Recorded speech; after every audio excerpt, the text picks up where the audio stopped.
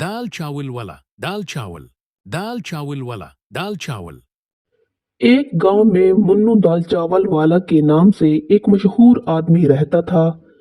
उसकी दाल चावल इतनी मशहूर थी कि लोग कहते थे, अगर बीमार हो तो दवा छोड़ो, मन्नू के दाल चावल खाओ। मुन्नू का कमाल ये था कि वो रोज एक ही बात कहता। भाई, दाल चावल सादा हैं, मगर नीयत खास होनी चाहिए। एक दिन गांव में मेला लगा। मुन्नू ने सोचा।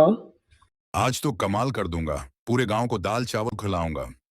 उसने देग चढ़ाई, आग तेज की और लकड़ी का चम्मच घुमाते हुए बोला।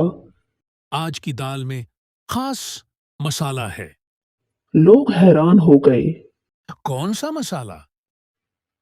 मुन्नू हंस कर बोला। मेहनत। थोड़ी देर में लोग कतार बनाकर बैठ गए।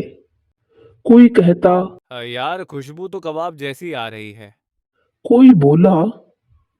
लगता है दाल में बिरयानी का जिन डाल दिया है। जैसे ही सबने पहला नवाला लिया, सब एक साथ बोल उठे। वाह, क्या दाल चावल हैं।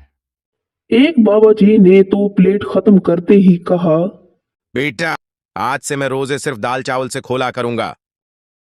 इतने में एक चालाक आदमी बोला। मेनू, सच बताओ, दाल में क्या डाला है? मुन्नू मुस्कुराया और बोला।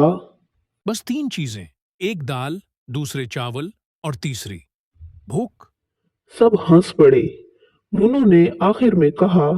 भाइयों, जो सादा चीज को दिल से बनाए वही सबसे लजीज होती है। और यूं दाल चावल वाला मुन्नू सिर्फ खाना नहीं, लोगों को हंसी और खुशी भी खिला गया।